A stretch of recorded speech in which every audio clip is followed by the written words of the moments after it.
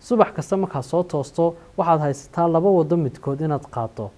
inaad isweydiiso maxay aniga igu dhacday waad la noolaato wixii tegey, iyo inaad tiraho mudane tagto waad ku mahadsantahay casharadii quruxda badnaa aad siisay. kusoo dhawo barnaamijka baraarugii muqbayaha telefishinka Eryel. waxaan ahay Cabdishakuur Maxamed Xarbi. guuleystayaashu ma joogsadaan, waxaan maqalnaa oraahdaasi xaqiiqda ah, laakiin ma ogtahay guuleystayaashu inay kuwa ugu badan ay wax iska joojiya waxay iska joojiyaan waxyaabahan iminka shaqaynaynin. waxay si wacan u yaqaanaan guuleystayaashu waxyaabaha iska joojinayaan iyo waxyaabaha ay oranayaan maya, diidayaan waxyaabaha dib u haynaya iyo waxyaabaha hoos u dhigaya. mararka qaarkood si aad adigu noqoto una guuleysto una faraxdo inaad iska joojiso waxyaabaha qaar. halkan waxaan kugula wadaagi doonaa 5 wax oo iska joojisa si aad una faraxdo una guuleysto. 1. raaligelinta qof kasta. waynu joojino fikradda oranaysa raaligeli qof kasta. ka fikirka qof kasta wuxuu ka aaminsan yahay waxay la mid tahay adigoo iska joojinaya inaad adigu is noqoto. waxaad ku noolaanaysaa nolol warwar leh adigoo isla talo dadku maxay ka aaminsan yihiin. dadka qaar way ku nici doonaan, dadka qaarna way ku dhaleeceen doonaan, halka dadka qaarna ku jeclaan doonaan. ha isku dayin dadkoo dhan inaad wada qanciso.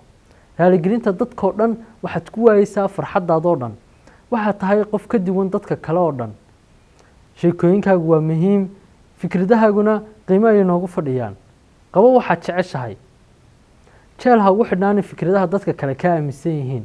ha ku niyad jabin dhaleecadaha dadka kale ku leeyihiin, waayo kaama joojinayaan inaad adigu is noqoto. ku noolaanshiyaha wixii tegey.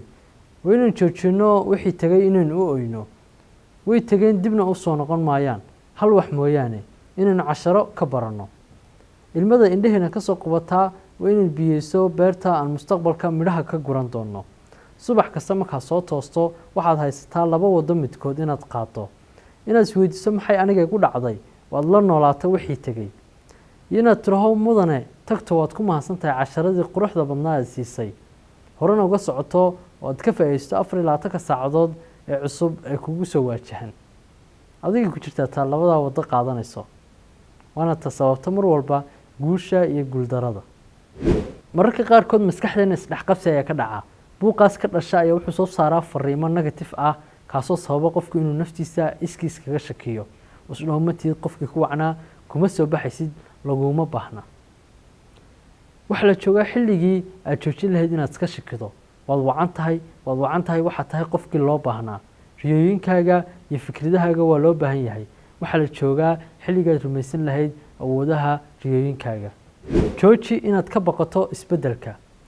ma jeclin isbeddelka, waan ka baqanaa waayo uu dhib badan yahay. laakiin haddaad doonayso koritaan joogto ah iyo horumar, waa inaad joojiso ka baqashada isbeddelka.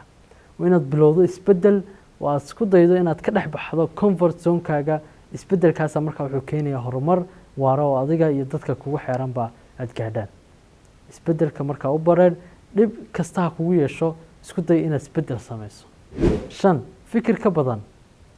waxba kuma jibin karaan, laakiin adigu waad jibin kartaa.